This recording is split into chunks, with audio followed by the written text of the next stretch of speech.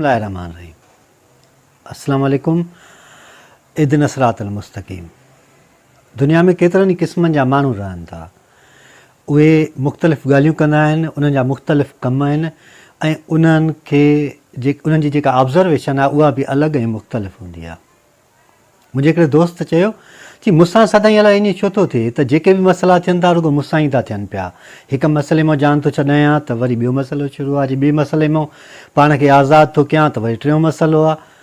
त उनखे मूं मुस्कुराए चयो त जेकॾहिं तूं एॾो सुस्तु हूंदे, एॾो लेज़ी हूंदे ऐं पंहिंजा मसइला तकड़ि में हल न कंदे त पोइ इहो मसइलो त इंघंदो न। जेको माण्हू कंहिं बि मसइले खे जल्दीअ में हल नथो करे त उन जा मसइला इंघंदा ई रहंदा आहिनि ऐं उन जी परेशानी वधंदी ई रहंदी आहे। मसइला हल करण लाइ जेका पहिरीं ॻाल्हि हूंदी आहे त अज़प्शन, कॾहिं बि कंहिं मसइले जी अज़प्शन न कयो, अंदाज़ो न आणो त हीउ मसइलो हीअं आहे या हिन खे मां अहिड़े तरीक़े सां हल करे सघां थो। तव्हां ॾिठो आहे हिकिड़ो माण्हू रस्ते सां वञे थो, उन कुते खे लठ हईं त कुतो उन जी लठ खे चुंबड़ी पियो। बसि साॻियो ई माण्हू अॻिते वियो त उन शींहं खे लठ हईं त शींहं सिधो सां उन माण्हूअ ते हमिलो कयो। यानी शींहं सम्झियो हुयो त मसइलो उहा लठ न आहे पर उहो माण्हू आहे जंहिं उहो मसइलो पैदा कयो आहे। तव्हां बि उहो माण्हू ॻोल्हियो जेको तव्हांजे लाइ मसइला पैदा करे थो। जेको बि माण्हू तव्हां लाइ मसइला पैदा करे थो तव्हां उन सां मिलो, उन सां ॻाल्हायो ऐं उन सां पंहिंजो जेको कॉन्टेक्ट आहे उहो बहितरु बणायो ऐं ॾिसो त पोइ तव्हांजो मसइलो हल थिए थो पियो। मां तव्हांखे हिकिड़ी पॉइंट ॿुधाई अज़म्पशन। ऐं नंबर ॿी पॉइंट जेकॾहिं तव्हां मसइलो हल करणु चाहियो था उहा कहिड़ी त जेकी बि मसइले जी ज़िमेवारी आहे उहा पंहिंजे कुल्हे ते रखो, पाण ज़िमेवारी महसूसु कयो। ईअं न चओ त इहो मसइलो फलाणो हल कंदो या ॿियो को माण्हू ईंदो या अहिड़ी का नौबत या हालत ईंदी जो तव्हां इन खे पोइ हल कंदव। पर रिस्पॉन्सिबिलिटी पाण खणो, पाण ज़िमो खणो, पाण ज़िमेवार थियो हर मसइले जा, हर ॻाल्हि जा।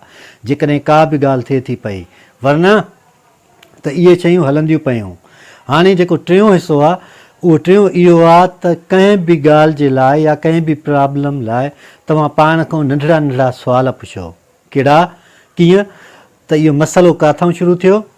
जेकॾहिं तव्हां उन जी इब्तिदा ते पहुचंदव त तव्हांखे आस्तगीअ सां ऐं आसानीअ सां उन मसइले जी पाड़ या शुरूआति जी ख़बर पइजी वेंदी।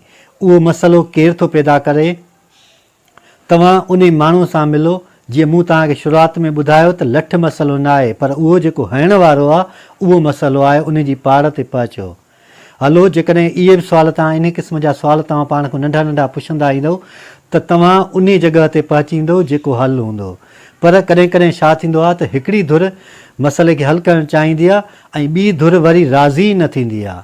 कॾहिं कॾहिं छा थींदो आहे ॾेती लेतीअ जे मामले में हिकिड़ो माण्हू त हद खां घणा पैसा ॾियणु चाहींदो आहे, उहो ॾींदो बि आहे, पर अॻियो माण्हू लालच में अंधो हूंदो आहे ऐं उनखे उहे अञा घणा खपंदा आहिनि त पोइ माण्हू उनखे हल न करे सघंदो आहे। तंहिंजे करे ॿी धुर जो हुजणु, राज़ी हुजणु बि लाज़मी हूंदो आहे।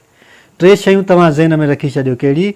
टेक रिस्पॉन्सिबिलिटी, तव्हां ज़िमेवारी खणो ऐं पाण महसूसु कयो त इहो मसइलो मुंहिंजो आहे ऐं मूंखे ई हलणो आहे। नंबर ॿी ॻाल्हि त कॾहिं बि पंहिंजे ऑपोज़िट माण्हूअ जे लाइ अज़म्पशन न कयो त थी सघे थो हू हीअं करे, थी सघे थो हू हूअं हुजे। कुझु बि न, हक़ीक़त ते मबनी पंहिंजा हाइपोथीसिस ठाहियो, पंहिंजा जुमिला ठाहियो, पंहिंजूं ॻाल्हियूं ठाहियो। ऐं नंबर टीं ॻाल्हि कहिड़ी त पाण खां नंढड़ा नंढड़ा सुवाल पुछो। उन नंढड़नि नंढड़नि सुवालनि जा जवाब ॾींदा उन मसइले ताईं पहुचो त तव्हांखे हल निकिरी ईंदो। अलाह साईं असां सभिनी खे सिधो रस्तो ॾेखारे ऐं सिधे रस्ते ते हलण जी तौफ़ीक़ अता फ़रमाए।